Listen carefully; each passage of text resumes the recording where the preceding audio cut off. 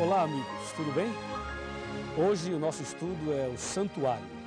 O santuário no contexto do grande conflito e também na restauração da verdade. Este é um tema fundamental. A Bíblia Sagrada diz aqui no livro de Êxodo, capítulo 25, versículo 8: E me farão um santuário para que eu possa habitar no meio deles.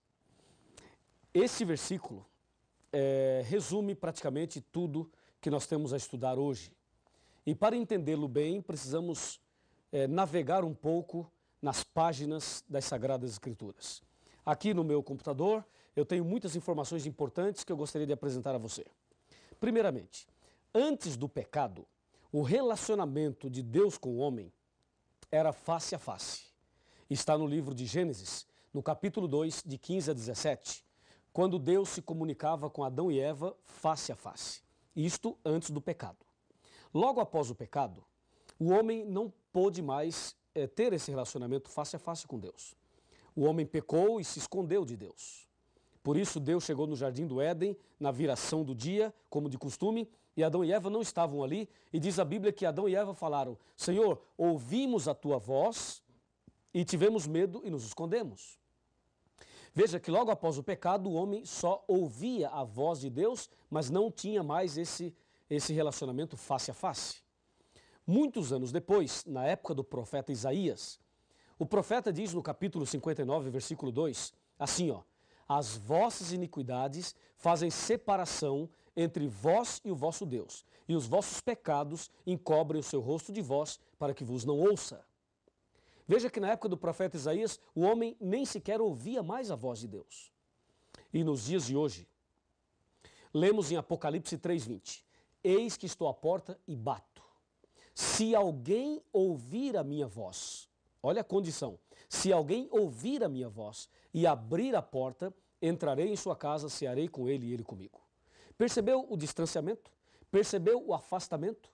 O homem tinha comunhão plena com Deus, mas o pecado o afastou, e hoje, infelizmente, nós seres humanos não conseguimos mais ouvir a voz de Deus. Por esta razão, já que o pecado fez essa separação, esse muro de separação, então, baseado nisso e por esta razão, é que Deus pediu, e está aqui na Bíblia, Deus pediu, me faça um santuário e eu habitarei no meio deles. E aí Deus pede para fazer o santuário. E no capítulo 25 de Êxodo, Deus diz qual material deveriam usar para fazer o santuário. E ali fala de ouro, prata, fala também de bronze, fala das cores, das metragens. Deus dá toda a orientação para que o santuário pudesse ser feito. E assim, Deus pediu a Moisés que fizesse um santuário. Mas como é que Moisés poderia fazer um santuário se ele não tinha especialidade, não era especialista em construção? Não sabia fazer isso. Então Deus lhe deu uma visão. E a visão que Deus lhe deu, eu quero mostrar a você agora, para que Moisés fizesse um santuário semelhante àquele. Vamos acompanhar? Vamos acompanhar na palavra de Deus, na Bíblia Sagrada. Que visão é essa? Que mensagem é essa? Que modelo é esse? Vamos lá? Vamos lá. Abra sua Bíblia no livro de Apocalipse, capítulo 11, versículo 19. E vamos ver aqui qual foi a visão que Deus deu a Moisés e que modelo é esse que Deus deu a ele, para que ele pudesse construir um santuário da forma correta. Diz aqui, Apocalipse 11, 19. Abriu-se então o santuário de Deus, que se acha no céu. E foi vista a arca da aliança, no seu santuário, e sobrevieram relâmpagos, vozes, trovões, terremoto e grande saraivada. Viu? Deus mostrou a Moisés um santuário que existe no céu e disse a ele, faça um santuário semelhante a este. Aqui no livro de Hebreus, capítulo 8, versículo 5, confirma esta mensagem. Diz assim, os quais ministram em figura e sombra das coisas celestes. Assim como foi Moisés divinamente inspirado ou instruído, quando estava para construir o santuário, o tabernáculo. Pois diz ele, vê, faças todas as coisas de acordo com o modelo que te foi mostrado no monte. Assim, Deus deu a visão do santuário para Moisés e disse, faça um igual. E Moisés fez um igual. Como é esse santuário? Vejamos alguns detalhes do santuário. de toda essa construção, a mobília, alguns detalhes importantíssimos, conforme Deus mostrou a Moisés naquela visão. Vamos lá. Aqui no meu computador eu tenho muitas informações que eu vou mostrar a você e você poderá acompanhar na Bíblia e também através das imagens. O santuário que Deus pediu que Moisés fizesse deveria ter um pátio, o lugar santo e o lugar santíssimo. Então vamos de novo. O pátio, o lugar santo e o lugar santíssimo. No pátio havia dois objetos. Um altar de sacrifício de animais e uma bacia com água, ou uma pia, se você quiser falar pia, com água. Aí, entrando no lugar santo, tinha uma mesa com 12 pães, eram chamados pães da proposição, pães feitos da flor da farinha, sem fermento. Tinha uma pilha de 6 aqui e uma pilha de 6 aqui, 12 pães. Ainda no lugar santo, tinha um castiçal com 7 lâmpadas.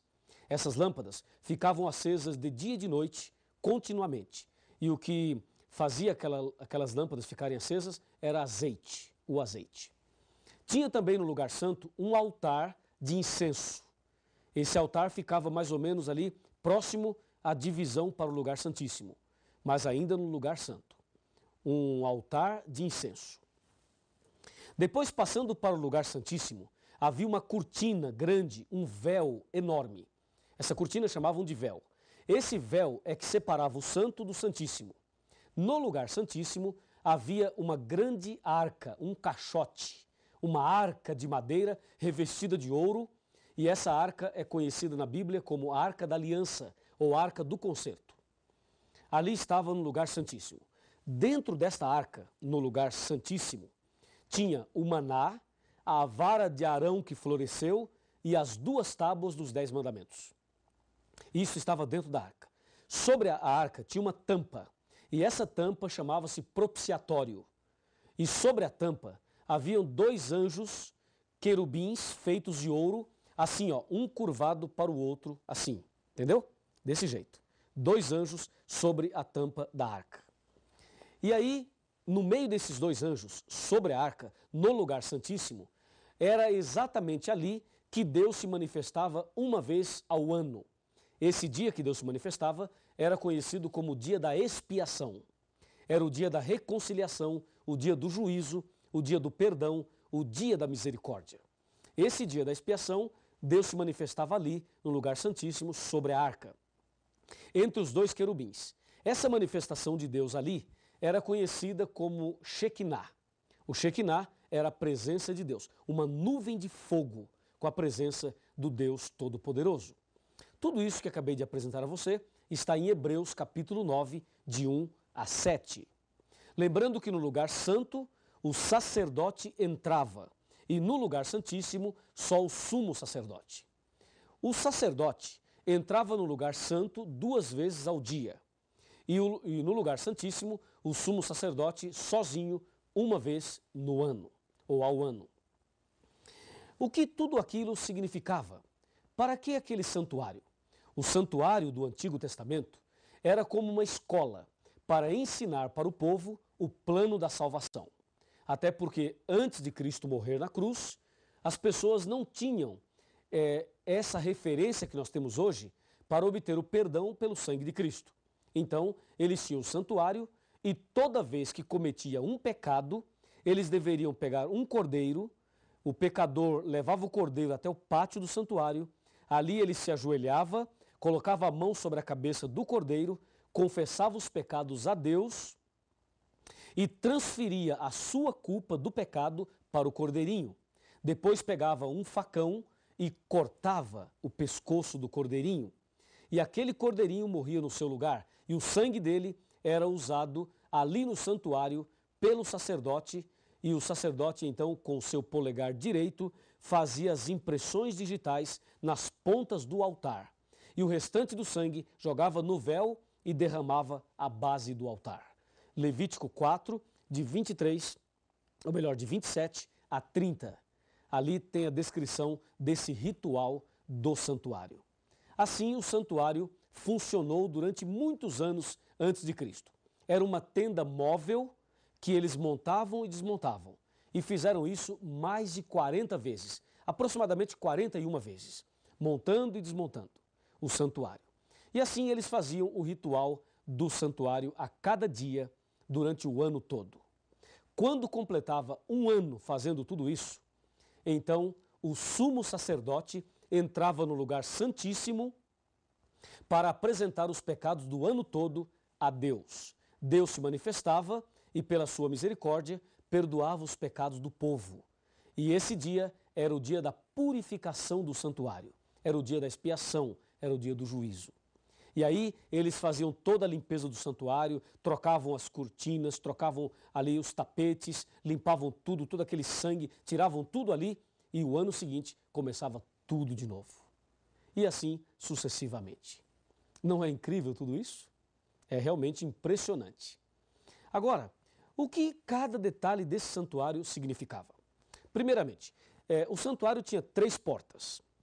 A primeira porta era da rua para o pátio. A segunda porta era do pátio para o lugar santo. A terceira porta era do santo para o santíssimo. Os judeus costumavam chamar essas 3 portas com os seguintes nomes. Da rua para o pátio chamavam de o caminho. Do pátio para o santo chamavam de verdade. E do santo para o santíssimo chamavam de vida. Então era comum falar caminho, verdade e vida. Quando Jesus Cristo esteve aqui na terra, ele usou essas palavras referindo-se a ele mesmo. Em João capítulo 14, versículo 6, Jesus disse claramente isto que acabei de mencionar. Respondeu-lhe Jesus, eu sou o caminho, a verdade e a vida, e ninguém vem ao Pai senão por mim. Veja, Jesus disse, sou o caminho, a verdade e a vida, ou seja, eu sou a porta. Se você pegar João capítulo 10, verso 7 e verso 9, Jesus diz, eu sou a porta. Quem entrar por mim será salvo. Entrará e sairá e achará pastagem. Confirmando aí, as 3 portas do santuário se aplicavam a Jesus. Aqui ainda nas ilustrações, veja, o altar de sacrifício que tinha no pátio, que está em Levítico 1, verso 9, era símbolo de Cristo que se entregou a si mesmo por nós como sacrifício a Deus. Efésios 5, verso 2. Ainda no pátio, aquela bacia com água, Êxodo 30, 18, era símbolo do Espírito Santo, João 7, de 37 a 39. Era símbolo da Bíblia, a palavra de Deus, Efésios 5, 26. E era símbolo do batismo, João 3, verso 5. No lugar santo, aquela mesa com 12 pães, o número 12, Êxodo 25, 30, era símbolo do povo, das 12 tribos do povo de Israel. E o pão sem fermento simbolizava Jesus, o pão da vida. João 6, 48. Lembrando que não tinha fermento, porque fermento era símbolo do pecado. E como Jesus nunca pecou, o pão tinha que ser sem fermento. Ainda no lugar santo tinha um castiçal com 7 lâmpadas. O número 7 representava as 7 igrejas do Apocalipse. Apocalipse 1, versículo 20. E isso está ligado a Êxodo 40, verso 24. E a lâmpada, a luz em si, que ficava acesa de dia e de noite, representava Jesus, a luz do mundo. João 8, versículo 12. Ainda no lugar santo, o altar de incenso. Êxodo 40, 26. Isto era símbolo ou representava a oração dos santos, o culto a Deus, que está em Apocalipse 5, versículo 3. No Santo dos Santos, no Santíssimo, tinha a Arca do Concerto, Êxodo 26, verso 33. Sobre o propiciatório era visível a presença de Deus. O que representavam então os objetos que estavam dentro da arca? O maná, a vara de Arão e as tábuas da lei. O maná representava o cuidado de Deus, que Deus proverá. Deus cuida de nós e provê o necessário para você e eu vivermos. A vara de Arão representava ali que Deus está no controle. É Deus que dirige a sua igreja, o seu povo e a nossa vida. É Deus que está no controle de tudo, inclusive da sua vida. Ali tinha também as tábuas da lei. As tábuas da lei representavam amor e justiça, ou o juízo final. Assim, você percebeu que o cordeirinho simbolizava Jesus, o sacerdote simbolizava Jesus, o sumo sacerdote simbolizava Jesus, as 3 portas simbolizavam Jesus, o sacrifício era o sacrifício de Jesus. Tudo que tinha no santuário era símbolo de Jesus. Por isso, veja o que aconteceu quando Jesus morreu na cruz, já que tudo representava Jesus, já que tudo era símbolo de Jesus. O que aconteceu quando Jesus morreu na cruz? Vamos ver? Me acompanhe aqui. Primeiramente, nós vamos abrir a Bíblia em Isaías 53, para você ter a certeza que tudo que tinha no santuário simbolizava nosso Senhor Jesus Cristo. Aqui está Isaías capítulo 53, a partir do versículo 3. Com muita solenidade eu vou ler. Era desprezado e o mais rejeitado entre os homens, homem de dores e que sabe o que é padecer. E como um de quem os homens escondem o rosto, era desprezado e dele não fizemos caso. Certamente ele tomou sobre si as nossas enfermidades e as nossas dores levou sobre si. E nós o reputávamos por aflito, ferido de Deus e oprimido. Mas ele foi traspassado pelas nossas transgressões e moído pelas nossas iniquidades. O castigo que nos traz a paz estava sobre ele, e pelas suas pisaduras fomos sarados. Todos nós andávamos desgarrados como ovelhas, mas o Senhor fez cair sobre ele a iniquidade de todos nós. Ele foi oprimido e humilhado, mas não abriu a sua boca. Como cordeiro foi levado ao matadouro, veja, como cordeiro foi levado ao matadouro, e como ovelha muda perante os seus tosqueadores, ele não abriu a sua boca. João Batista o reconheceu como Cordeiro de Deus. Quando João Batista viu Jesus ali no Rio Jordão, disse: eis o Cordeiro de Deus que tira o pecado do mundo. Sim, todo o ritual do santuário apontava para Jesus. Assim como o pecador confessava os pecados e transferia sua culpa para o cordeirinho, e o cordeirinho morria, assim também Jesus levou sobre si as nossas culpas, os nossos pecados. Todos os pecados Jesus levou sobre si. E, infelizmente, Jesus teve que morrer. Mas, felizmente, ele morreu. Porque se ele não morresse, nós não seríamos salvos. Ele levou sobre si os nossos pecados. Como o cordeirinho, também no Velho Testamento, simbolizava isto. Meu amigo e minha amiga. Agora que você entendeu muito bem isso, é preciso entender o último aspecto desse estudo. Aqui em São Mateus, no capítulo 27, no versículo 50 e no versículo 51, aqui diz: e Jesus, clamando outra vez com grande voz, entregou o Espírito. E eis que o véu do santuário se rasgou em 2 partes, de alto a baixo. Tremeu a terra, fenderam-se as rochas. Ou seja, quando Jesus morreu na cruz, todo aquele ritual do santuário acabou. Todo aquele sistema de sacrifício de cordeiros do passado perderam o valor quando Cristo morreu na cruz. Hoje, Jesus ressuscitou, ou melhor, já está ressuscitado, ressuscitou ao 3º dia, e hoje ele está no céu, à direita de Deus, no lugar santíssimo do santuário, intercedendo por nós. O que Deus então espera de mim e de você?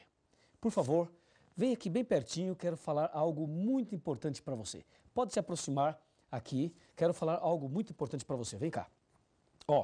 Apocalipse 3:20 diz assim, eis que estou à porta e bato. Se alguém ouvir a minha voz e abrir a porta, entrarei em sua casa, cearei com ele e ele comigo. Lembra, no santuário tinha 3 portas. Jesus é a porta. E Jesus já abriu a porta da salvação para você quando morreu na cruz. Hoje, só falta você abrir a porta do seu coração. Como está o seu coração? Está fechado ou está aberto? Se ele estiver aberto, meus parabéns. Mas se ele estiver fechado, abra-o agora mesmo. Entregue a sua vida a Jesus. Tome uma decisão e Deus fará de você a pessoa mais feliz do mundo. Em breve Jesus vai voltar e quer levar você para o reino da eterna felicidade. Se você deseja abrir o seu coração para Jesus hoje, então feche os seus olhos agora e vamos fazer uma oração. Querido Deus, muito obrigado pelo estudo de hoje. Muito obrigado porque Jesus é o Cordeiro de Deus que tira o pecado do mundo. Levou sobre si os nossos pecados e a sua capacidade em perdoar é muito maior do que a nossa capacidade de pecar. Eu entrego essa pessoa que está estudando a Bíblia comigo nas tuas mãos. Em nome de Jesus. Amém. Cada dia posso ver, perceber em seu olhar as pessoas tão vazias, cheias de pesar, vivem cada vez mais sós, morrem sem amor. Um sorriso esconde a dor, só Jesus o vê. Busquem a